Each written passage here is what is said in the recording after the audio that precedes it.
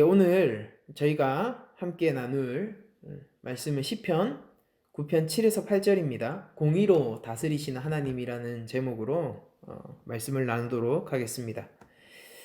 제가 이번 주 누가복음 강해를 잠시 접어두고 시편 설교를 하게 된 것은요.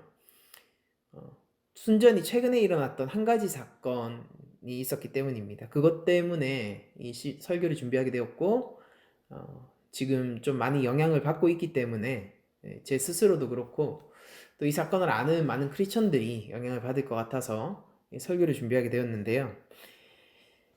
참 제가 말씀드리기가 힘든데 최근 16개월 된 여자아이죠. 이 정인이가 양부모의 학대와 폭력으로 인해서 숨지는 사건이 최근에 일어나게 되었습니다. 불과 얼마 전 그렇게 숨져야 했던 정인이는 몸이 까맣게 멍들어 있었고요.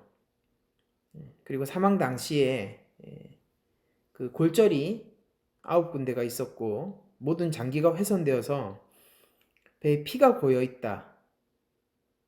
그런 상태로 사망을 했다고 하는데요. 지금 제가 말하는 것만으로도 너무 고통스럽습니다. 제가 아직까지도 눈에서 떠나지 않는 장면이 사망 하루 전에 이제 어린이집이죠. 거기 CCTV에 찍힌 정인이의 모습이 아직도 눈에 선하고 마음을 힘들게 하는데요.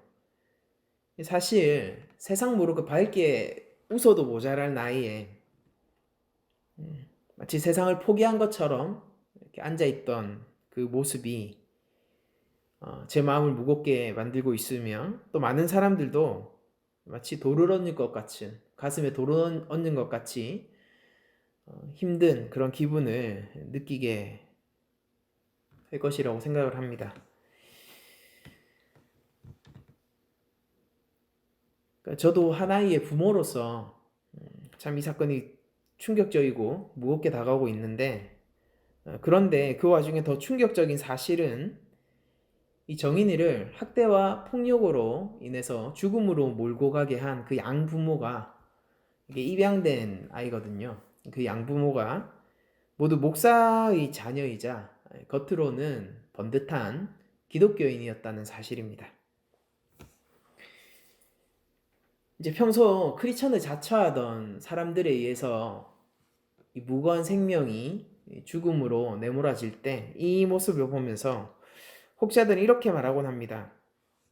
하나님이 없다는 것을 하나님을 믿는 저들이 스스로 증명하고 있다라고 얘기를 하는 사람들도 있고, 만일 하나님이 정말로 있다면은 정인이가 이렇게 고통받으며 허무하게 죽었을 리가 없다.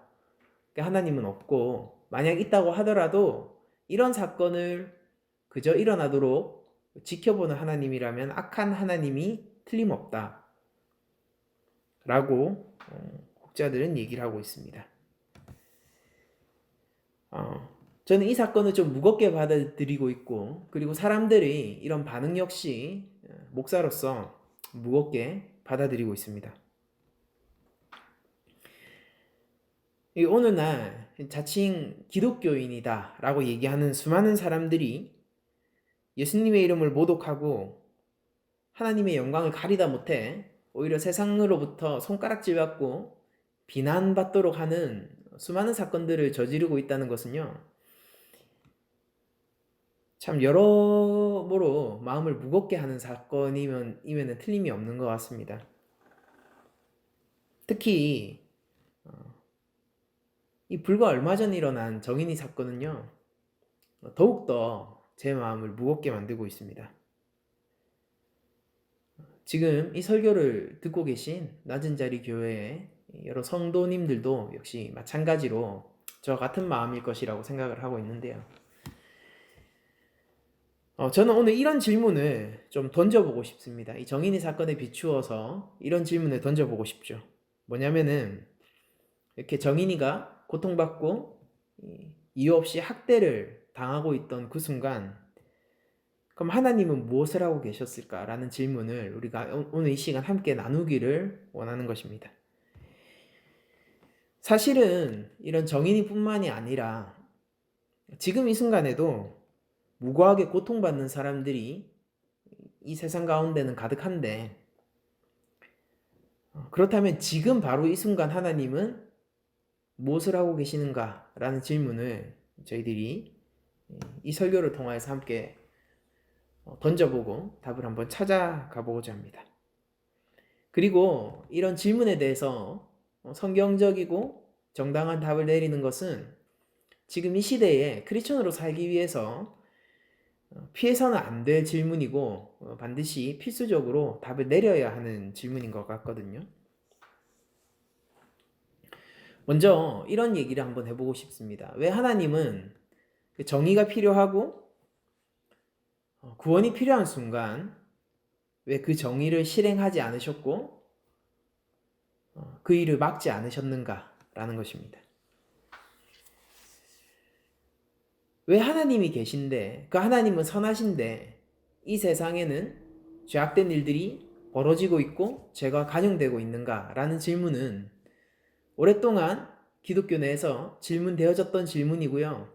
그리고 신학적으로는 신정론이라는 그런 어떤 변증적인 부분을 통해서 답을 내리고 있는 부분들이긴 한데, 저희들은 선하신 하나님을 믿으면서도 동시에 그 하나님이 통치하시고 주인 되시는 이 세상에 죄가 가득 차 있고 또 아주 극단적인 모습으로 그런 죄악들이 벌어지고 있다는 것을 잘 알고 있습니다. 그게 왜 그럴까요? 하나님은 왜 정의가 필요한 순간 왜 정의를 실행하지 않으시는 것처럼 보일까요? 우리의 이런 의심은요, 이런 질문은 우리를 조금 더 극단적인 질문으로 나아가도록 만들 때도 있는데요. 그게 뭐냐면은 하나님이 지금 혹시 죄를 허용하시고 있는 것이 사실이라면은 혹시 하나님이 그 죄의 조장자가 아닌가? 하나님은 죄를 오히려 세상의 질서의 한 축으로 쓰고 있는 것은 아닌가? 라는 이런 질문들입니다. 그래서 하나님이 죄의 원인이 아닌가라는 질문으로까지 극단적으로 저희들을 몰고 갈 수도 있겠죠. 그러니까 정확하게 저희들이 답을 내릴 수 없다는 말입니다. 제가 빠르게 왜 하나님은 죄가 관영하고 있음에도 이 세상에 공의의 심판을 내리지 않는가? 그리고 또한 하나님은 혹시 어쩌면은 죄의 원인자이시고 죄의 조장자가 아니신가라는 질문에 답을 하도록 하겠습니다. 먼저 하나님께서 죄의 조장자이신가, 죄의 원인이신가라는 질문을 저에게 주신다면은 그 답은 죄의 원인자는 하나님이 아니라 인간이라는 것으로 말씀을 드리고 싶어요. 그러니까 여기서부터 모든 답변을 출발해야 될 것 같습니다. 하나님은 왜 죄를 허용하고 계실까요? 하나님이 죄를 허용하시고 계신 이유 단 한 가지가 있다면은 그것은 바로 인간이 죄인이기 때문이에요. 다른 그 무엇이 아니라 하나님의 형상인 바로 이 인간이 죄인이기 때문에 하나님이 죄를 허용하고 계신 것입니다. 하나님은 죄를 창조하시거나 죄를 만드지 않으셨어요. 오히려 죄라는 개념은 하나님이 미워하시는 것, 하나님이 품지 않으시는 것, 하나님의 거룩의 반대의 속성으로서 드러나는 게 이제 정의되는 게 죄고, 하나님은 결코 죄를 만들지 않으셨습니다. 그래서 하나님은 죄에 대해서 알고 계시지만은 경험적인 지식은 없으세요. 하나님은 죄를 지으실 수 없는 분이시기 때문입니다. 그러니까 하나님 자체가 기준이시죠. 그러니까 하나님이 무슨 죄라는 것을 지을 수도 있는데 안 짓는 그런 상태가 아니라 그냥 하나님이 기준이세요. 그러니까 하나님이 미워하시는 것들이 죄입니다. 그런데 문제는 하나님이 특별하게 창조하시고 보시기에 심히 좋았더라 라고 고백한 특별히 하나님과 교제를 위해서 지어진 하나님의 형상으로서의 인간이 죄에 빠지게 된 데서 하나님이 죄를 허용하시는 일이 거기서부터 이제 벌어지게 되는 거죠. 그러니까 인간이 죄를 이 세상 가운데 들고 들어온 거예요. 그러니까 죄의 원인자가 누구입니까? 뱀이라고 저희들이 옛 뱀이라고 얘기할 수도 있겠지만은 인간이 이 세상 가운데 죄를 들고 들어왔습니다. 그리고 죄의 제공자이고 원인자로서 인간이 이 땅 가운데 서게 되는 것이죠. 하나님은 그 죄를 바로 곧장 없애지 않으시는 이유는 인간에게 최소한의 기회를 주고 그들을 참고 인내하심으로써 선대하시기 위하여 이 인간을 하나님의 형상으로서 인간을 그에 합당하게 선대하시기 위하여서 죄를 잠시간 허용하시고 계신 것뿐인 것이죠. 하나님은 인내의 하나님이고 오래 참으심으로 우리에게 선대하시는 하나님이라는 것을 구약은 잘 보여주고 있는데요. 여러분들 예를 들어서 저희들이 가장 악한 왕의 대표로 여기는 그 바로에게조차도 하나님은 9번의 기회를 주셨어요. 3번씩 3번 주셨죠. 그래서 총 9번의 기회를 주시고 그 바로가 스스로 하나님의 말씀에 순종할 수 있는 기회들을 계속 주셨습니다. 그래서 하나님의 권능을 애굽 온 땅 가운데 계속해서 보여주시고 그리고 9번이나 기회를 주셨단 말이에요.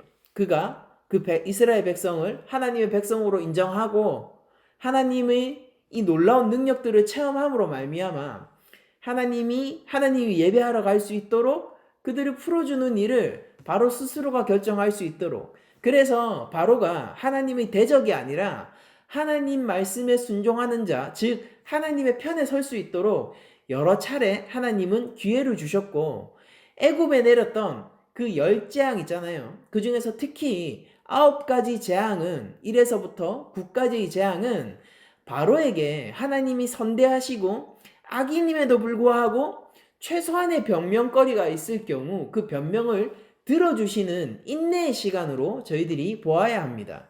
9가지 재앙은 재앙이었죠. 그러나 바로에게 있어서는 기회의 시간이었고 하나님 앞에 받는 은혜의 시간이기도 하였던 거예요. 그러니까 그 애굽에 내려졌던 10재앙에는 그런 측면이 있거든요.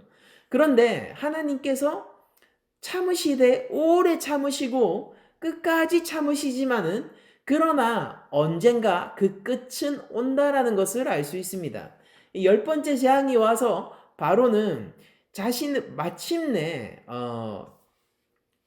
그 이스라엘 백성들의 주권을 포기하게 되고 그들이 하나님 백성, 언약의 백성임을 인정하게 되고, 그리고 자신이 가지고 있는 그 권력에서 내려온 것처럼 마치 하나님이 바로를 움직일 수 있는 것처럼 그렇게 하나님이 이 백성을 내가 출애굽시켜서 나를 예배하는 그 백성으로 광야로 데리고 가겠다라고 했을 때 인정을 하는 것처럼 10재앙에서 보였단 말입니다. 물론 그 이후에 스스로 또 마음을 돌이켜서 그 콩의 앞까지 따라오긴 하지만은, 그러나 그 10번째 재앙 앞에서도 자신의 주권을 주장할 수는 없었어요. 그게 하나님의 심판의 10번째 재앙의 날이었거든요. 그래서 하나님은 바로에게 끝까지 참으시고 인내하시고 은혜를 베푸시고 그리고 선대하셨습니다. 기회를 주셨어요. 그러나 언젠가 마지막 때가 찾아오고 그때가 되면은 바로 10재앙이 오는 그 시기가 되면은 바로는 항복을 할 수밖에 없고 그 백성들이 나가야 되는 정당성에 대해서 그냥 수긍을 할 수밖에 없는 시점이 동시에 오는 것입니다.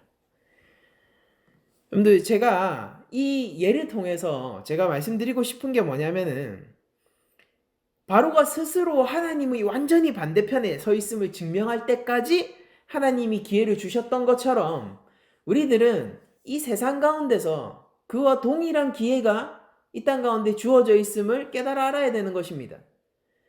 하나님이 심판을 내리지 않는다고요? 그러니까 하나님께서 왜 정의가 필요한 순간 정의를 실행하지 않으시냐고요? 그것은 바로 하나님의 형상인 바로 이 인간들에게 기회를 주고 있고 여전히 선대하시고 계시기 때문인 거예요.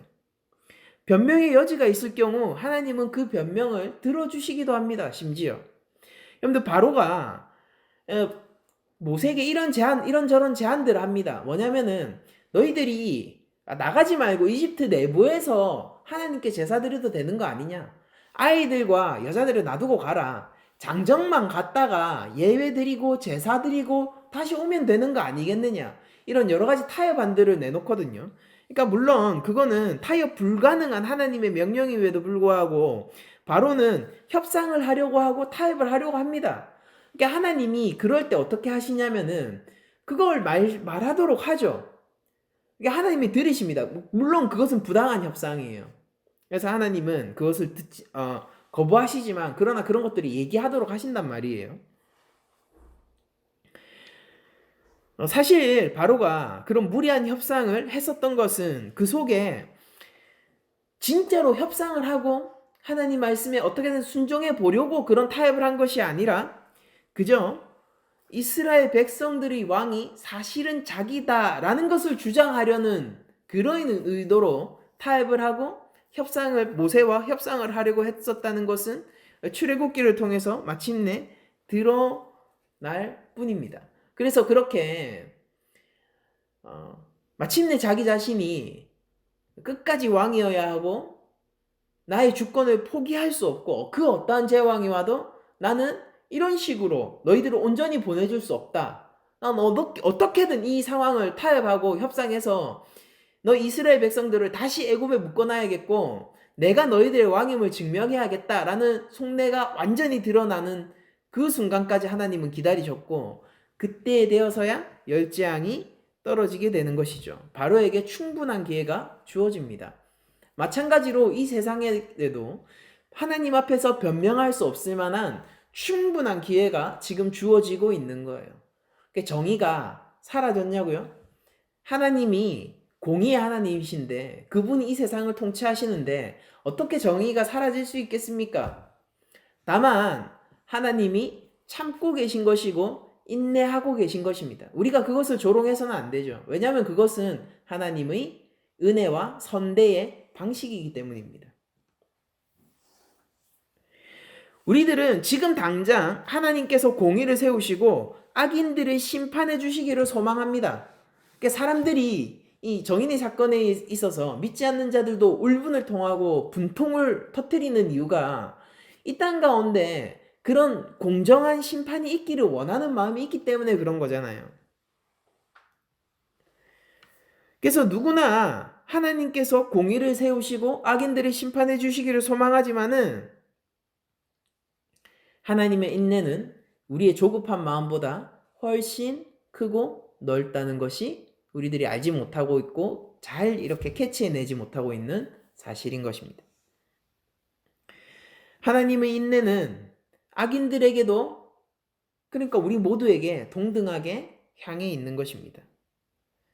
그리고 지금 우리들도 이렇게 분통을 터뜨리지만은 이런 우리들조차 그런 하나님의 참으심과 인내하심 덕분에 지금 각자의 자리에 있을 수 있다는 것을 결코 잊어서는 안 될 것입니다.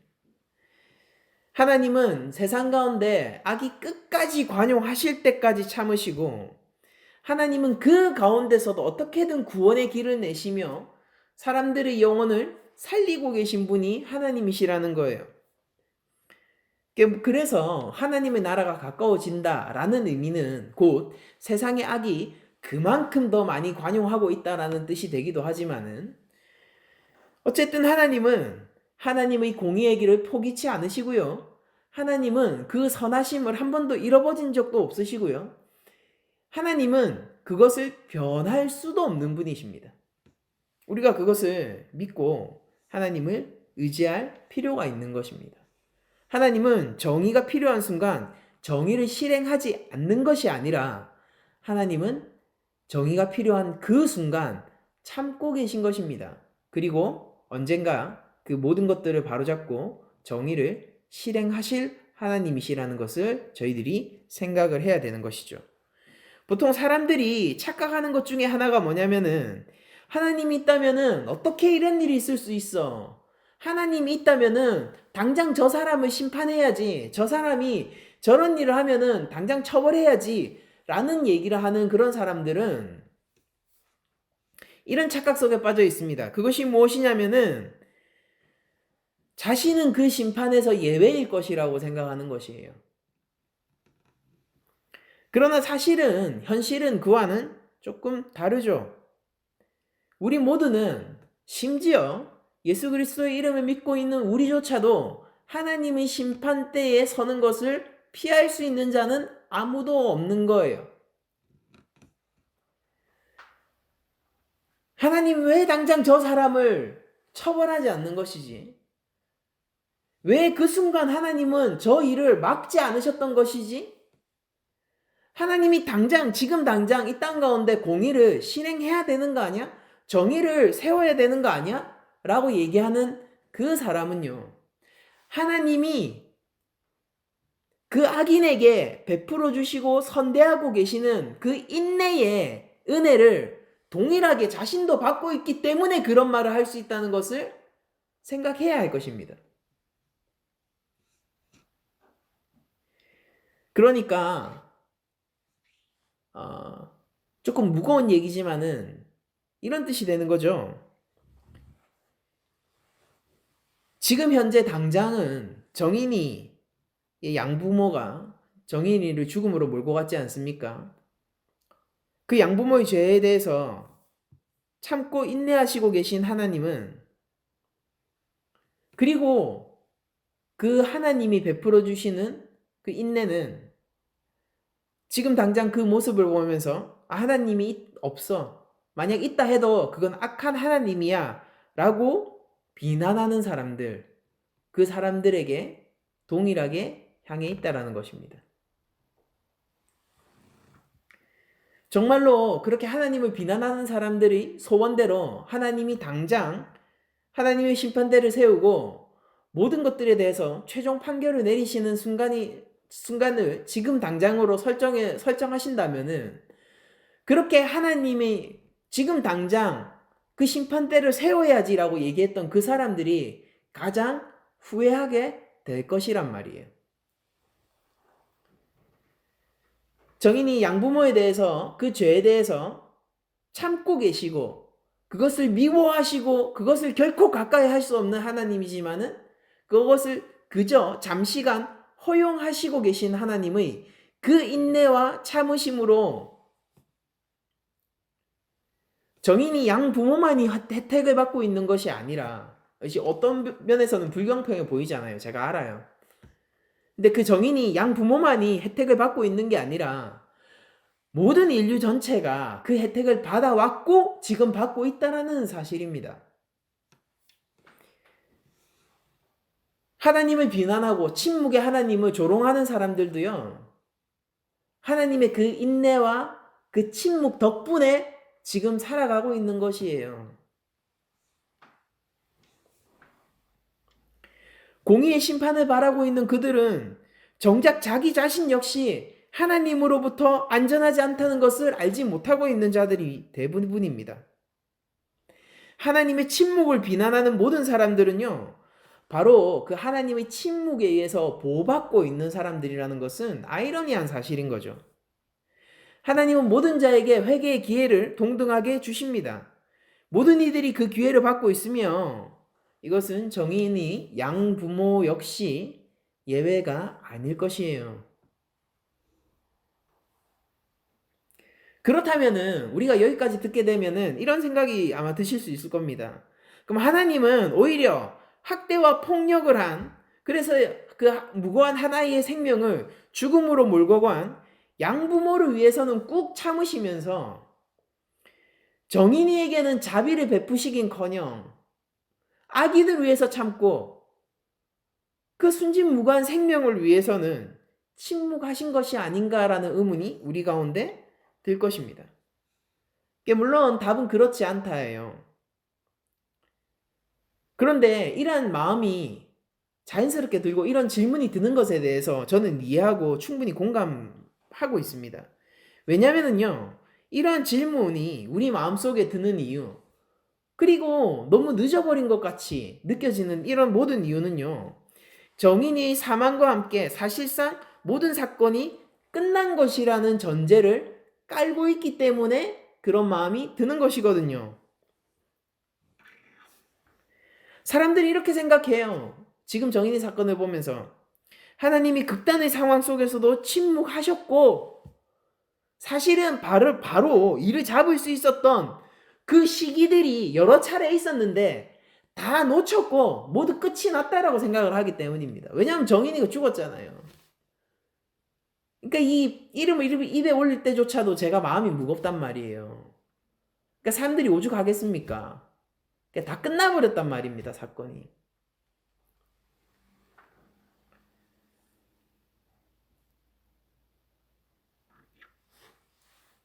그러니까 사람들이 지금 청원을 하고 있거든요. 무거운 형량을 그 양부모에게 선고해달라는 청원을 하는 것이 지금 운동처럼 일어나고 있다는 것을 제가 알고 있습니다. 근데 사람들이 그런 운동을 하면서도 마음의 허탈감과 상실감이 사라지지 않는 이유는 뭐냐면은 어떤 형량을 받게 되더라도 정인의 죽음 앞에서, 그 아이의 죽음 앞에서 그 어떤 뭘도 부족하는 것처럼 느껴지기 때문이에요. 그래서 상실감과 허탈함이 그런 청원을 하는 사람들 마음 가운데서도 사라지지 않는 것입니다. 왜 그렇게 느껴집니까? 다 끝났다라는 거예요. 모든 것이 종결되었다라는 것입니다. 그러나 제가 말씀드릴 수 있는 것은, 그리고 우리 성도들이 기억해야 할 것은 뭐냐면요, 하나님은 지금 이 사건을 아직 종결짓고 계시지 않다라는 점이에요. 하나님은 지금도 여전히 공의로 세상을 다스리시고 계시고, 오늘 시편 말씀 읽으셨잖아요. 하나님의 심판 때는 지금도 기능하고 있습니다. 물론 이것은 주님의 재림과 함께 온 땅 가운데 서게 될 최종적인 심판 때와는 다른 비유적 표현이에요. 그러니까 하나님이 공의로 다스리고 계시고 정인이 사건을 하나님은 아직 종결짓지 않으셨습니다. 그리스도가 이 땅에 오시는 날, 그날 하나님의 심판 때가 서게 될 그날 그 사건은 종결나게 될 거예요. 그 사건은 그때 최종적으로 완결을 짓게 될 것입니다. 그리고 하나님이 어떤 하나님이십니까? 오늘 말씀을 다시 한번 보도록 하겠습니다. 여호와께서 영원히 앉으심이며 심판을 위하여 보좌를 준비하셨도다. 공의로 세계를 심판하시며 정직으로 만민에게 판결을 내리시도다. 바로 이게 우리의 하나님이세요. 정직으로 판결을 내리시는 게 우리의 하나님이십니다. 무슨 뜻이냐면은, 만약에 정인이가 우리들은 끝난 것으로 다 종결지어진 것으로 생각하잖아요. 그런데 정인이가 위로를 받아야 할 부분이 있으면요, 그 영혼을 지금 하나님이 정당하게 위로해주고 계실 거라고요. 바로 지금 이 순간 말입니다. 그리고 양부모가 벌을 받아야 하는 그 값을 치러야 할 것이 있다면요, 하나님은 끝까지 그 값을 치러내게 할 거예요. 그것이 정직한 판결이기 때문입니다. 정인이가 받아야 할 보상이 있다면 하나님은 지금 이 순간 정인이에게 보상하고 계실 거예요. 그게 공평하시고 공정하신 공의로우신 하나님이시기 때문입니다. 하나님은요, 심령을 살피시고 계시고 모든 것을 알고 계시는 하나님이에요. 일의 죄에는 일을 물으시고요, 백의 죄에는 백의 죄를, 백의 값을 치르게 하실 것입니다. 반대로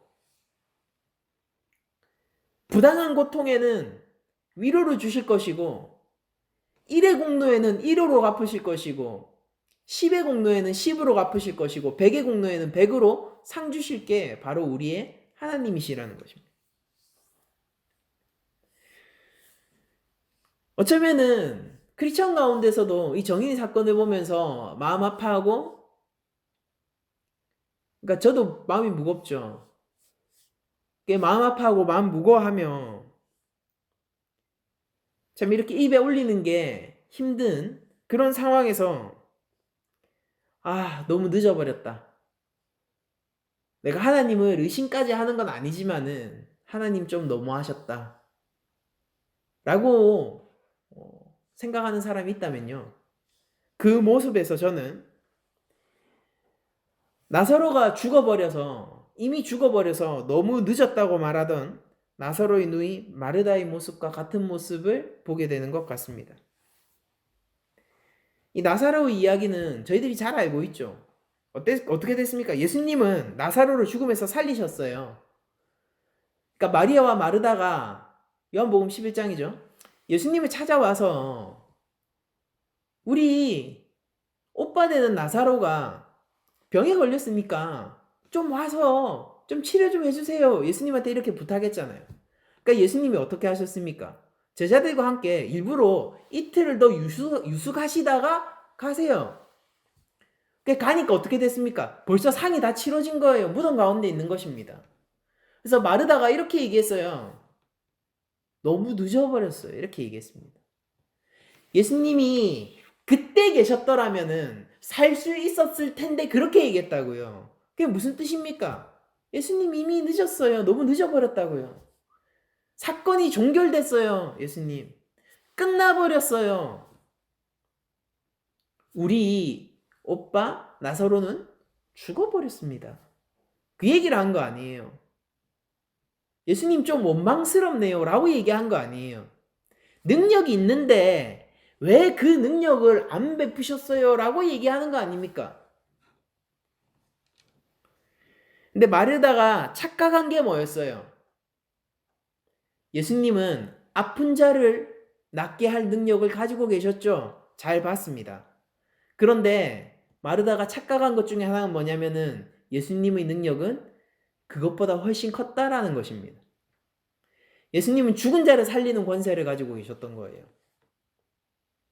마르다가 착각했던 게 뭐예요? 예수님의 능력을 착각함으로 인해서 또 착각했던 게 뭐입니까? 이 사건이 나사로의 죽음과 함께 종결됐다라고 생각했던 그 착각이 있었죠. 너무 늦어버린 것 같은 거예요. 근데 예수님의 안에서는 그 사건이 전혀 끝나지 않았었죠. 제자들과 이틀을 유숙하시고 가셨을 때도 사람들은 모두 끝났다라고 얘기했지만은 예수님은 거기서 눈물을 흘리고 울며 그 사건이 아직 끝나지 않았다는 사건임을 나사로의 생명을 돌려주심으로 알게 해줍니다.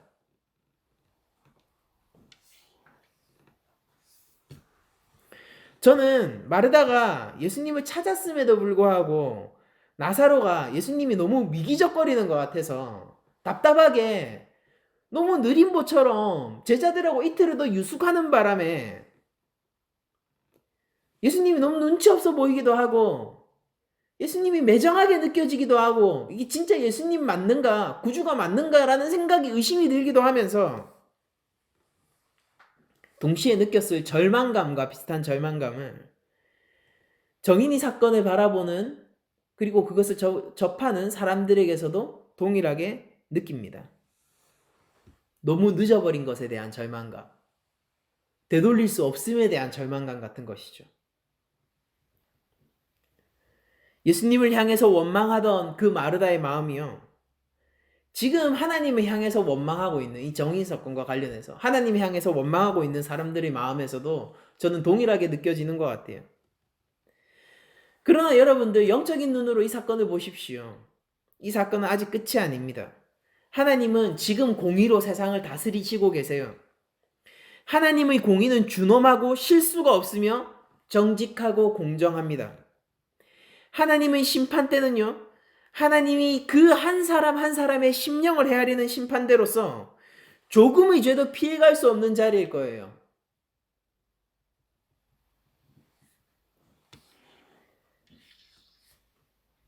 하나님은 이 사건을 아직까지도 공의로 다스리시고 계시고 우리가 어쩌면은 이 사건을 보고 끝났어. 이미 너무 늦어버렸어.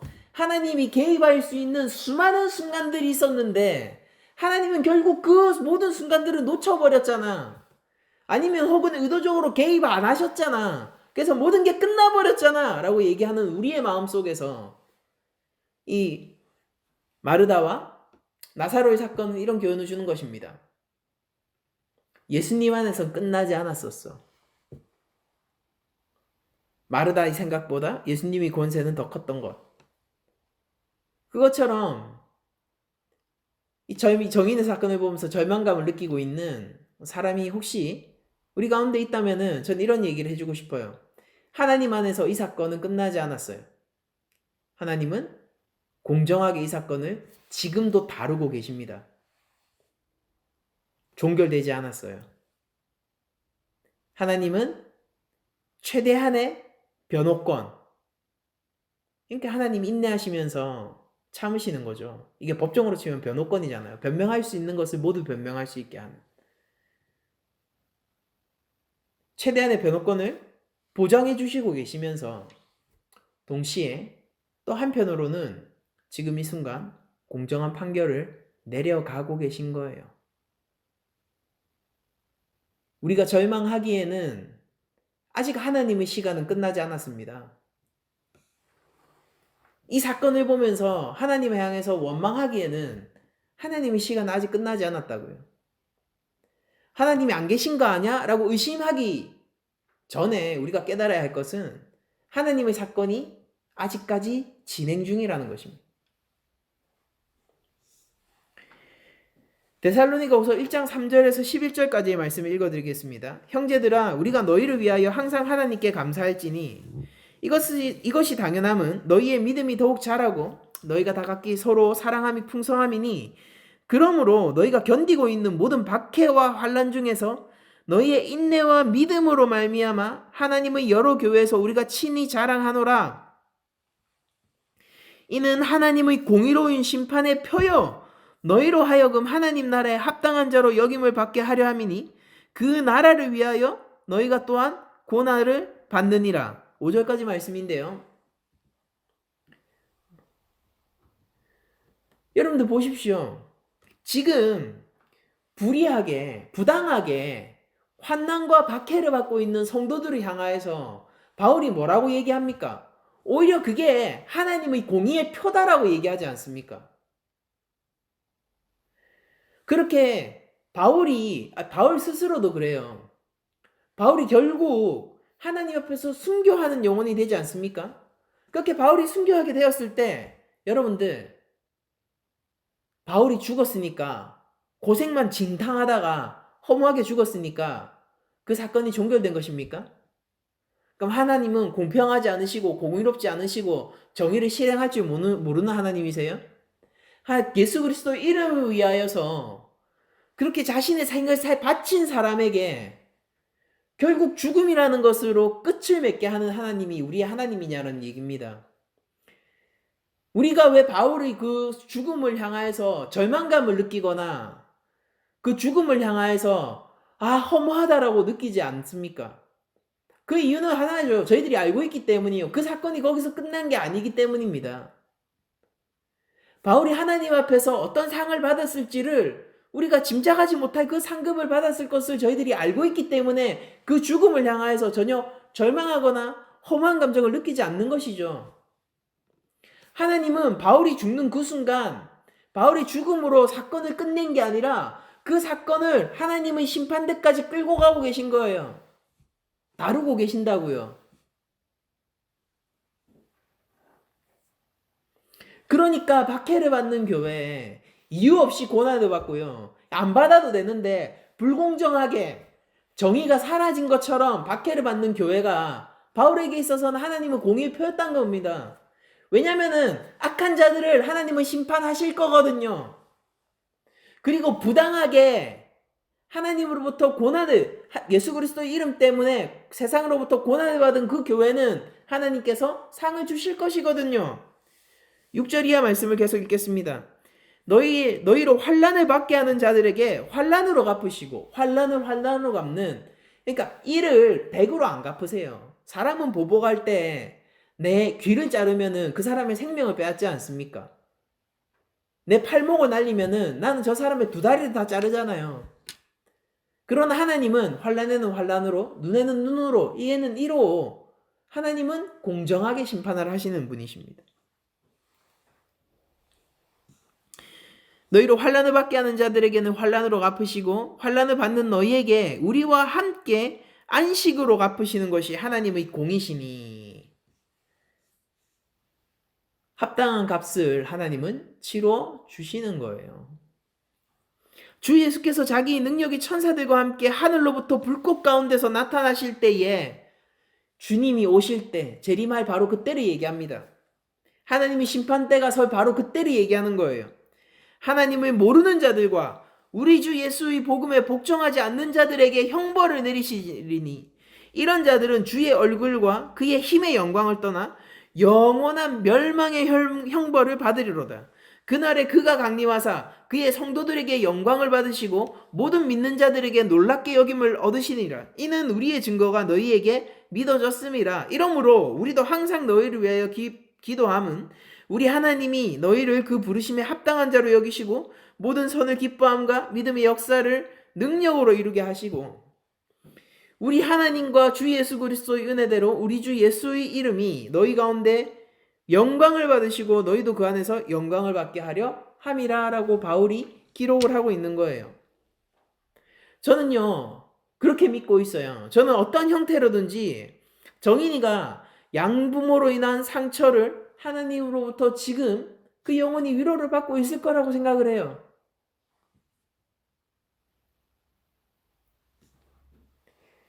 제가 더 많은 말은 아끼겠습니다. 그래서 정의가 천국 갔어요 안 갔어요 그런 거를 물어보지 마세요. 더 많은 말을 제가 아낄게요. 그러나 이 말은 꼭 하고 싶어요. 이 사건이 아직 끝난 사건이 아닙니다. 하나님 앞에 다루어지고 있는 사건이에요.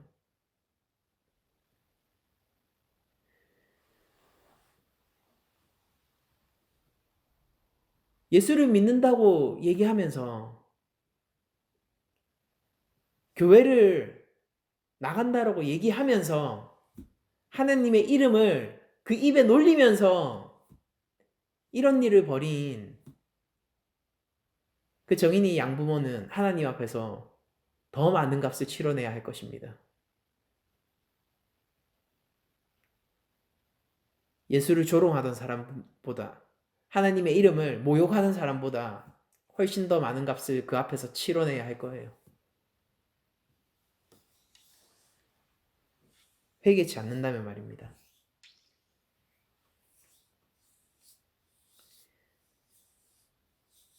예수 그리스도를 정말로 영접하고 구주로 모시지 않는다면 말이에요.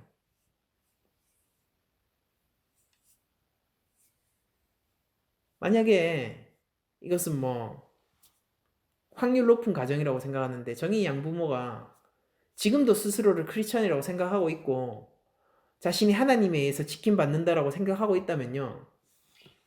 가망 없을 겁니다.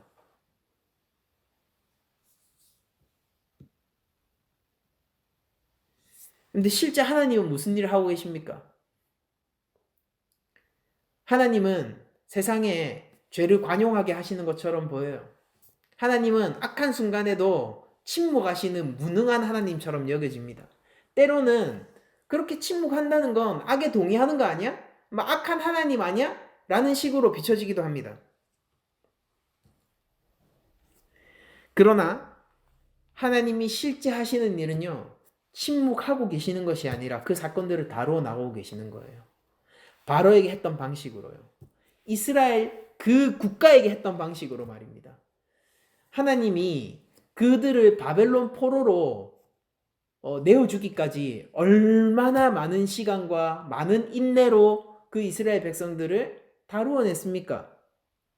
하나님은 동일한 방식으로 지금 이 세상을 다루어내고 계신 것입니다.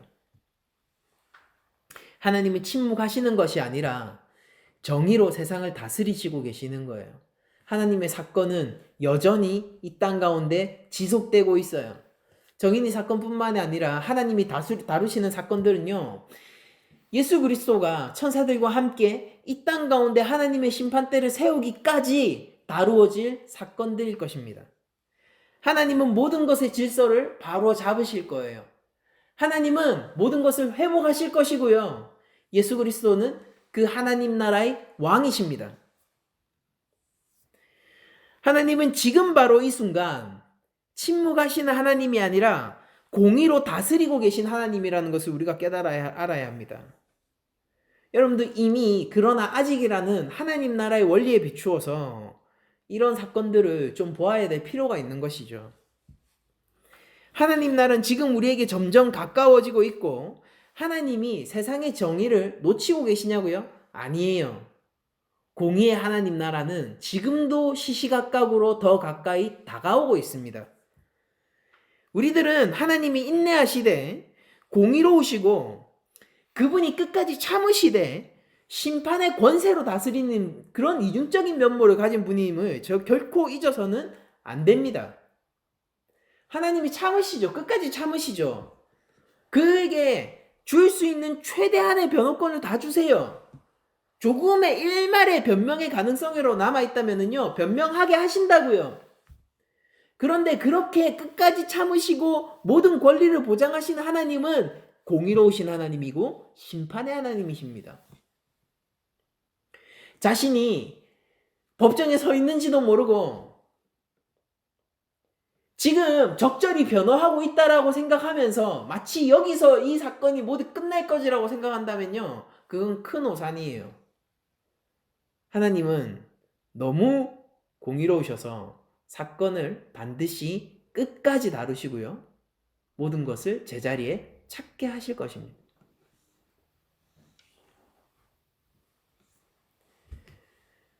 여러분들, 우리 역시 하나님의 심판대 앞에 서는 자들이에요. 성도 역시.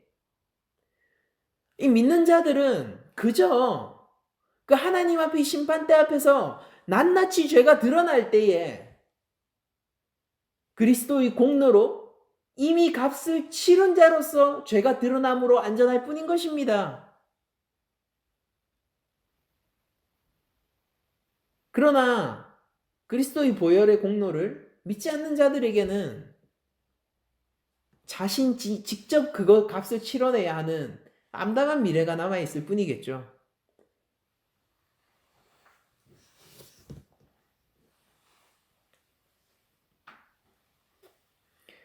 근데 그러므로 여러분들, 저는 이런 생각을 해요. 정인이 사건을 보면서 우리가 이 회복의 구주 대신 모든 질서를 바로 잡으시고 이런 참혹한 이런 현장들을 하나님의 질서로 바로 세우실 그 예수 그리스도의 재림을 우리가 함께 기도하지 않을 수 없다라고 저는 생각을 합니다. 우리 교회는요, 참으로 종말 가운데 살아가는 자들이죠. 그래서 구주의 다시 오심과 그분이 영광 가운데서 이 땅 회복시켜 주실 것임을 믿고 소망하고 매일같이 기도해야 합니다. 여러분들, 교회 안에, 한국 교회 안에는요, 많은 잘못된 종말론들이 들어와 있어요. 대표적으로 세대주의적 종말론이죠. 그런 종말론은 성도들을 향하여서 협박합니다. 주의 오심을 불안하게 만들어요. 야, 너 주님 얼마 안 남았는데 너 어쩌고 있을 거야? 이렇게 불안하게 만든다고요. 그리스도의 신부라는 말을 뺏어 쓰면서 그리스도의 신부를 협박하고 있다고요. 그래서 앞뒤 안 재고 선교에 뛰어들게도 만들고요, 세상으로부터 등지도록도 만들고요, 주님이 언제 오실까 늘 그 사람을 불안하게도 만든단 말이에요. 그런데 바른 종말론은 우리를 그렇게 만들지 않습니다. 참 그리스도의 신부는요, 그런 교회는요, 그런 식으로 주님을 기다리지 않아요. 그건 악한 주인을 기다리는 종의 심정이잖아요. 그게 아니라 이 세상의 안타깝고 뒤틀린 모습들을 모두 바로잡고 회복시켜 주실 참 신랑이자 왕이 오시기를 간절히 소망하는 마음으로 주님의 재림을 바라게 되는 것입니다. 주님의 다시 오심을 기다리는 거예요. 그러니까 저도 기도가 절로 나와요. 기도했습니다. 그러니까 정인이 사건을 보면서 주님, 이런 것들을 공정하게 처리해 주세요. 바로 잡아주세요. 이 뒤틀린, 이 사람의 죄악으로 뒤틀린 이 세상을 예수 그리스도요, 정말로 이 모든 것을 근원적으로 해결하여 주시옵소서. 이렇게 기도가 절로 나오더라고요. 근데 그게 바로 종말론적인 기도이고 바른 종말론이겠죠. 정인이 사건은요, 이 세상이 죄악과 뒤틀림으로 오염되어 있다는 것을 보여주는 대표적인 한 사례에 지나지 않습니다. 실제 세상은요, 이거보다 더 잔혹한 일들이 많이 벌어지고 있죠. 심지어는 친부모가 자녀를 학대하고 죽음으로 몰아가기도 하고, 어, 너무 잘 알고 있죠. 뭐, 더 이상은 제가 말하고 싶진 않습니다. 그러니까 더 최악의 경우들도 저희들이 있다는 것을 알고 있죠. 그러니까 그런 사건들을 보면서 그저 이런 마음이 드는 거예요. 지금 우리 교회가 현재 지금 당장은 공의로 통치하시는 하나님을 바라보면서 지금 그 하나님이 공의로 통치하고 계시고 사건을 다루고 가고 계시잖아요. 근데 그 방향성이 뭐예요? 공정하게, 정의롭게, 하나님의 기준에 맞게 다루고 가고 계시지 않습니까? 훨씬 더 긴 시간과 훨씬 더 오래 참은 우리 생각과 상상보다 훨씬 더 오래 참으심으로 그런 사건들을 다루고 가고 계시잖아요.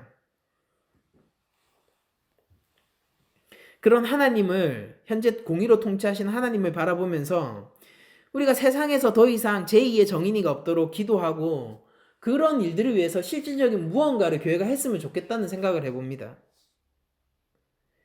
그러면서 그런 일을 할 때 우리가 뭔가 한계에 부딪히거나 이런 일들, 뭐 이 자그마한 움직임들을 통해서 도저히 세상이 바뀔 것 같지 않다라는 그런 절망감들이 들 때 저희가 완성된 하나님 나라를 그때 보기로 원해요. 공의로 통치하실 하나님을 바라보기로 원합니다. 이 땅 가운데 오셔서 모든 질서를 바로잡고 모든 이 땅 가운데 뒤틀린 것들을 뱀의 머리를 드디어 밟아버리실 예수 그리스도를 생각하면서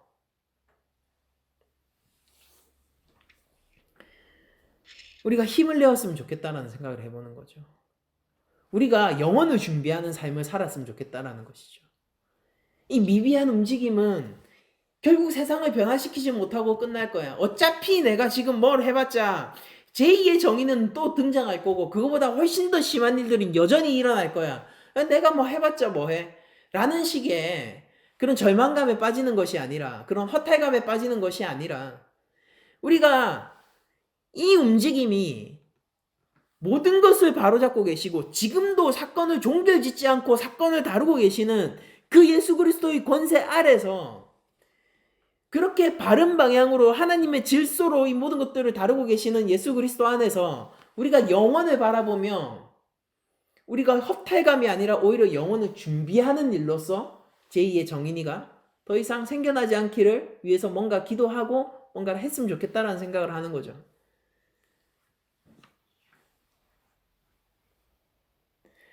우리가 비록 미비하지만은 우리 힘이 약하진 않은 제2의 정인이가 없도록 관심을 기울이고 기도하면서 회복을 바라는 모습을 보여준다면요. 그것은 이 땅 가운데서 별 영향력도 없는 그런 모습이 아니라 영원 가운데서 하나님이 기억하실 모습일 것입니다. 그리고 그거는 하나님의 방향성과 맞는 방향이에요. 하나님이 지금 그렇게 사건을 다루고 계시거든요. 우리도 그렇게 다뤄야죠. 공평하신 하나님은요. 과거에도 그러셨고 지금 이 순간도 공의로 세상을 다스리시고 계십니다.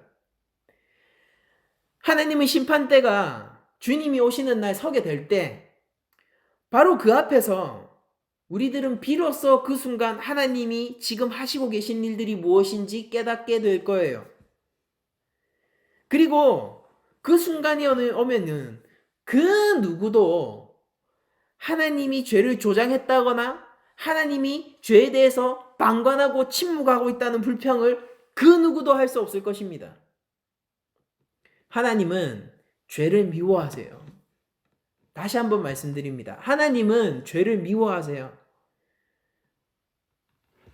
그러니 적어도 신자된 우리들만이라도 하나님을 향한 불면이나 불평 그리고 불안감은 심판대의 날까지 미뤄두자고요.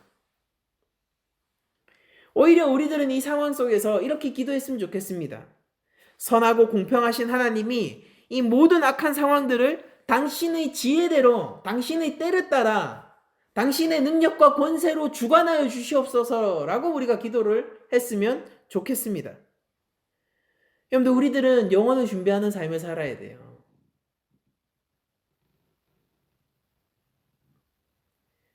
절망이 교회를 덮게 만들지 마십시오. 포기하지 마세요.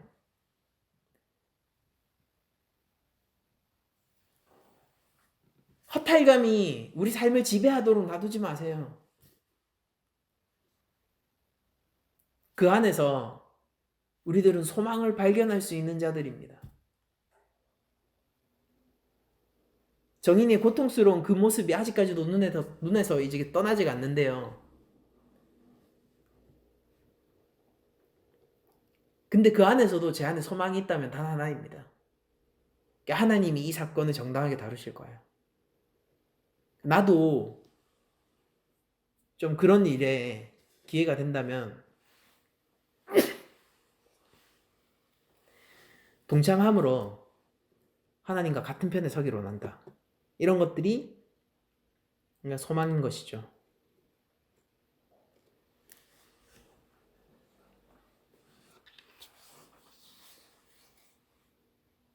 하나님은 공의로우십니다. 하나님은 정직으로 심판하시는 분입니다. 그리고 그분의 지혜는 우리보다 훨씬 크고 그분의 능력과 권세는 우리가 상상할 수 없는 능력과 권세이시고 그리고 그분의 시간은 우리가 생각하는 시간보다 훨씬 깁니다. 그분은 영원 가운데서 이 모든 사건들을 다루시고 심판하시는 분이십니다.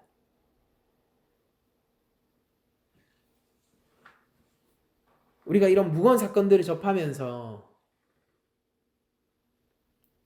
오히려 하나님의 공의를 찬양할 수 있었으면 좋겠다는 생각을 해보고요. 고난받고 이유 없이 고난받고 이유 없이 박해받는 성도들을 보면서 너희들이야말로 하나님 공의의 표징이다 라고 얘기했던 바울의 그 고백이 그리고 그 영적인 시각이 우리 가운데도 함께 공유되기를 원합니다. 그리고 그런 시각을 가지고 살아갈 때 우리는 비로소 그리스도를 간절히 원하는 그리스도의 신부로서 그리스도를 사랑하고 그리스도의 오심을 갈망하는 기도를 할 수 있는 성도들이 될 것이고 그리고 그런 시각의 변화들이 있을 때야지 우리들은 하나님이 공의의 심판대를 믿으며 영혼을 준비하는 삶을 살 수 있을 것입니다. 이제 말씀을 마치겠는데요. 한 주간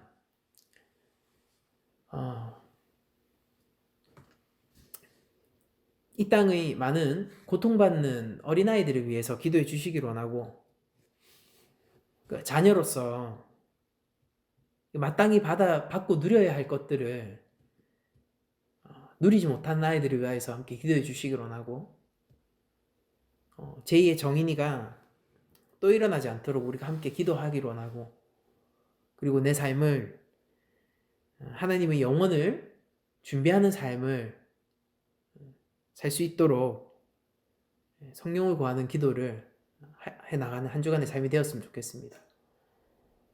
하나님의 그 심판대를 기억하며 하나님께서 결코 사건을 종결시키지 않았다라는 그 믿음 우리가 가지며 한 주간 그 가운데서 좀 위로를 찾으며 한 주간 살아갔으면 좋겠습니다. 공의로운 하나님을 찬양하고 여호와 경외의 삶을 한 주간 살아가도록 합시다. 이것으로 모든 말씀을 마치도록 하겠습니다.